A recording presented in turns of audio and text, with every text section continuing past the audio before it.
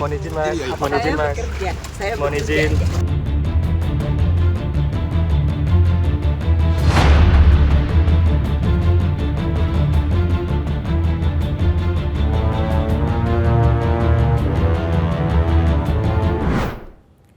Yang lagi ramai dibahas di media sosial, Menteri Keuangan Sri Mulyani dan beberapa menteri lain dikabarkan akan mundur dari Kabinet Indonesia Maju. Apa alasannya dan bagaimana dampaknya jika isu ini benar terjadi? Kita diskusi bahas ini.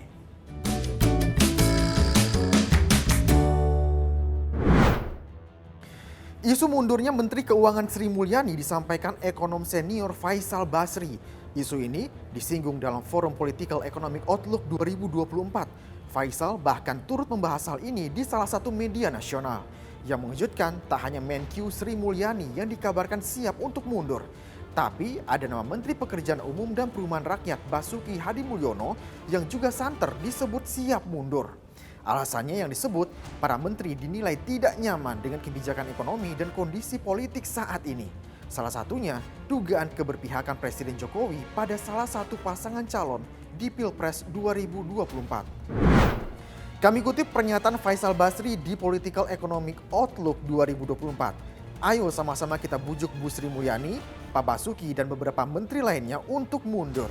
Itu efeknya dahsyat. Secara moral, saya dengar Ibu Sri Mulyani paling siap untuk mundur. Faisal juga menyatakan saat ini mundurnya menteri hanya menunggu momentum dan hal serupa pernah terjadi pada era Presiden Soeharto. Santer disebut mundur dari Menteri Kabinet, Menteri Keuangan Sri Mulyani akhirnya menjawab isu ini. Ditemui di Istana Kepresidenan, Sri Mulyani memang tidak menjawab secara tegas soal isu dirinya akan mundur dari Kabinet Indonesia Maju. Mungkin bisa dijawab, Bu.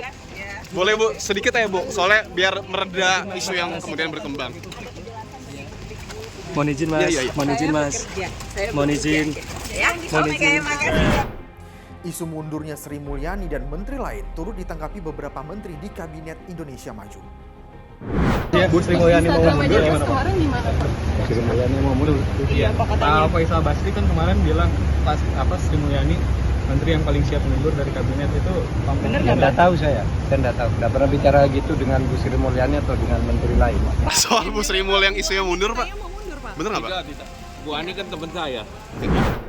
Sementara itu pengamat politik menilai isu mundurnya beberapa menteri bukan hal baru. Mundurnya menteri bisa saja terjadi setelah gelaran pemilu.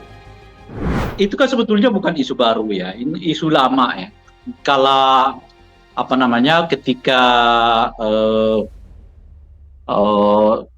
Pak Jokowi membiarkan anaknya untuk maju sebagai calon wakil presiden, sejak saat itu kita sudah mendengar akan ada isu anggota kabinet mundur begitu ya. Yang kentara saat itu ya ada nama Ibu Sri Mulyani, ada Menteri PUPR, ada juga Pak Teten Mas Duki, bahkan kita juga mendengar Ibu Menteri Luar Negeri ya, gitu.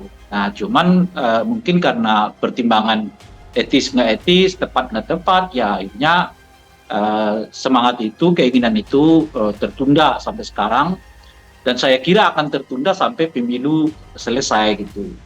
Baru setelah pemilu selesai ataupun pilpres selesai, kemungkinan niat itu akan bisa dilanjutkan kembali. Apakah mereka akan mundur atau tidak gitu. Nah, tapi besar juga dugaan saya bukan hanya mereka yang akan mundur, tapi juga anggota kabinet dari partai politik, khususnya yang dari Nasdem maupun dari yang PDI Perjuangan gitu ya. Jadi kalau sekiranya benar ini, apa yang kita perbincangkan ini, bacaan saya setidaknya 8-9 menteri akan mengundurkan diri dari anggota kabinet Pak Jokowi. Pertanyaannya tentu saja mengapa sih mereka mundur gitu. Nah, ini ada alasan yang berbeda-beda, tapi keduanya alasannya kira-kira berkisar pada satu, perasaan sudah tidak nyaman, dan yang kedua adalah perbedaan politik ya. Semakin liarnya isu beberapa menteri yang mundur membuat istana akhirnya angkat bicara. Kami kutip pernyataan staf khusus Presiden Ari Dwi Payana yang menyatakan seluruh menteri Kabinet Indonesia Maju tetap kompak dan solid membantu Presiden untuk memimpin penyelenggaraan pemerintahan sampai akhir masa jabatannya. Penggemar politik bilang isu mundurnya menteri di Kabinet Indonesia Maju dinilai wajar karena seorang menteri tidak ingin dicap ikut membesarkan nepotisme dan dinasti politik. Lalu pertanyaannya, apa dampaknya jika beberapa menteri seperti Sri Mulyani dan menteri lainnya ikut mundur dari kabinet? Kalau perasaan nyaman tidak nyaman itu menjadi dasar bagi anggota kabinet non partai politik yang mungkin sudah merasa mulai tidak nyaman bekerja bersama dengan Pak Jokowi karena seolah-olah mereka bekerja untuk membesarkan nepotisme dan dinasti politik, sesuatu yang umumnya mereka tolak sejak dari dahulu gitu. Mereka menolak munculnya dinasti politik, mereka menolak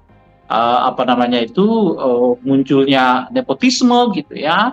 Jadi kalau mereka tetap berada dalam landscape itu, dalam wadah itu, ya tentu apa kata sejarah nanti terhadap mereka. Mundur atau tidak mundur mereka, Pak Jokowi itu akan mengalami guncangan politik setelah Pilpres. Gitu. Nah, mundurnya mereka itu menambah guncangan itu.